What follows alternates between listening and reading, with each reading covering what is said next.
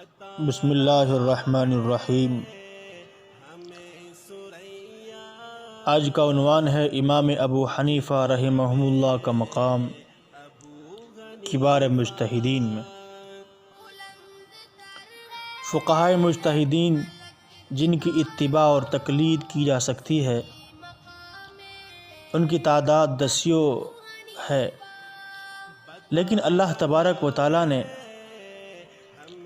امام ابو حنیفہ رحمہ اللہ کو جو مقام اجتہاد عطا فرمایا تھا وہ دوسروں کو بہت ہی کم حاصل تھا۔ ان کے زمانے کے دیگر مجتہدین حضرت امام ابو حنیفہ رحمہ اللہ کے اجتہاد و استنباط سے حیران تھے۔ حضرت عبداللہ بن مبارک جو خود فقیہ اور مجتہد ہیں، وہ فرماتے ہیں کہ امام ابو حنیفہ رحمہ اللہ لوگوں میں سب سے بڑے فقیہ تھے، اور میں نے روئے زمین پر ان کے جیسا فقیہ کسی کو نہیں دیکھا۔ اگر میں امام ابو حنیفہ رحمہ اللہ اور سفیان ثوری کی صحبت میں نہ رہا ہوتا تو میرا شمار ایک عام آدمی کی طرح ہو جاتا۔ ربیع بن سلیمان اور حرملہ دونوں فرماتے ہیں کہ امام شافعی رحمہ اللہ فرمایا کرتے تھے کہ فقہ اور تفقہ میں سارے کے سارے فقہاء و مجتہدین حضرت امام اعظم ابو حنیفہ رحمہ اللہ کی عیال ہیں۔ مطلب یہ ہے کہ ایک شخص کے عیال میں جتنے لوگ ہوتے ہیں وہ سب کے سب اسی کے تابع ہوا کرتے ہیں، ایسا ہی فقہ اور تفقہ میں سارے فقہاء امام ابو حنیفہ رحمہ اللہ کے تابع ہیں۔ حضرت عبداللہ بن داؤد الہروی فرماتے ہیں کہ لوگوں پر ضروری ہے کہ اپنی اپنی نمازوں میں امام ابو حنیفہ کے لیے دعائیں کریں، اس لیے کہ انہوں نے فقہ اور حدیث کو یاد کر کے تفقہ اور استنباط کی ایک بہترین راہ لوگوں کے لیے کھول دی ہے۔ سفیان ثوری عبداللہ ابن مبارک رحمہ اللہ فرمایا کرتے تھے کہ امام ابو حنیفہ اپنے زمانے میں روئے زمین کے سب سے بڑے فقیہ تھے۔ امام ابو نعیم فرماتے ہیں کہ مسائل کی گہرائی میں امام ابو حنیفہ کی جو نظر تھی وہاں تک کسی دوسرے فقیہ کی نظر کی رسائی نہیں ہو سکتی تھی۔ امام مکی ابن ابراہیم فرماتے ہیں کہ روئے زمین کے سب سے بڑے عالم امام ابو حنیفہ رحمہ اللہ تھے۔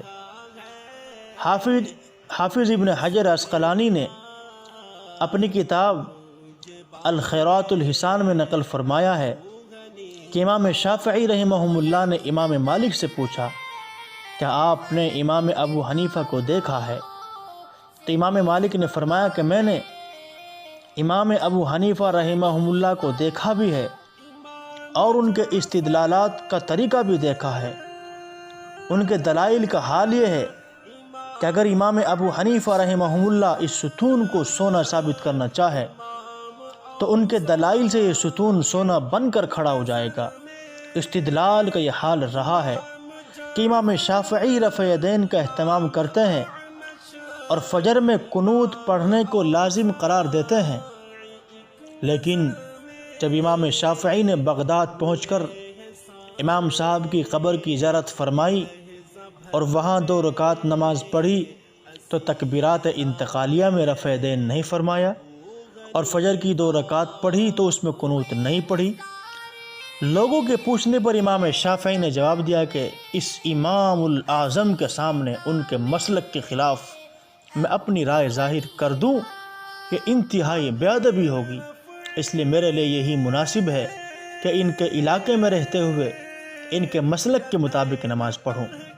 چنانچہ امام شافعی نے امام ابو حنیفہ کے مسلک کے مطابق نماز ادا فرمائی۔ یہ بڑے بڑے ائمہ مجتہدین ہیں جو حضرت امام ابو حنیفہ کے تفقہ اور اجتہاد و استنباط سے متعلق حیرت انگیز انداز سے گفتگو پیش فرما رہے ہیں، اور سارے ہی ائمہ مجتہدین امام صاحب کے سب سے بڑے مجتہد ہونے اور قرآن و حدیث کی گہرائی میں پہنچ کر صحیح مطلب نکالنے میں کامیابی کا اعلان فرما رہے ہیں۔ لہٰذا جس نے امام صاحب کی تقلید کی اس نے قرآن و حدیث کے صحیح مطلب کے مطابق عمل کا راستہ اختیار کیا ہے۔ اور میں نے یہ گفتگو کیوں کی ہے، اس کی وجہ کیا ہے، اس کا پس منظر کیا ہے؟ اس کی وجہ یہ ہے کہ آج جزیرۃ العرب میں غیر مقلدیت کا تسلط ہو چکا ہے، اور یہ غیر مقلدین اپنے آپ کو سلفی ہونے کی شہرت دیتے ہیں۔ یہ ایسا ہے جیسا کہ کہا جاتا ہے کلمۃ حق ارید بها الباطل، سلفی ہونے کا دعویٰ کرتے ہیں اور در پردہ سلف کی مخالفت کرتے ہیں، اور ائمہ اربعہ کی مخالفت ان کا اہم کردار ہے۔ حالانکہ یہ ائمہ اربعہ ائمہ مجتہدین کی صف اول میں ہیں، اللہ تعالیٰ ان کو ہدایت دے۔ ان ائمہ اربعہ میں سے سب سے زیادہ مخالفت امام ابو حنیفہ کی کرتے ہیں، اور خالی الذہن مسلمانوں کو غلط فہمی کا شکار بناتے ہیں۔ اس لیے امام صاحب رحمۃ اللہ علیہ کے تعلق سے بڑے بڑے ائمہ اور مجتہدین کی کیا رائے ہے وہ آپ حضرات کے سامنے پیش کر دی گئی ہے۔ اللہ سبحانہ و تعالی ہم سب کو ہدایت سے مالا مال فرمائے۔ وما توفیقی الا باللہ۔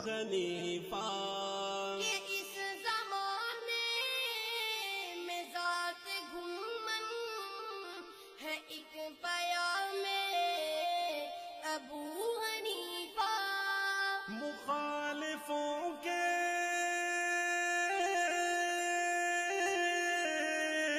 قدم کو توڑے، جو سازشوں کو اکھاڑ جڑ سے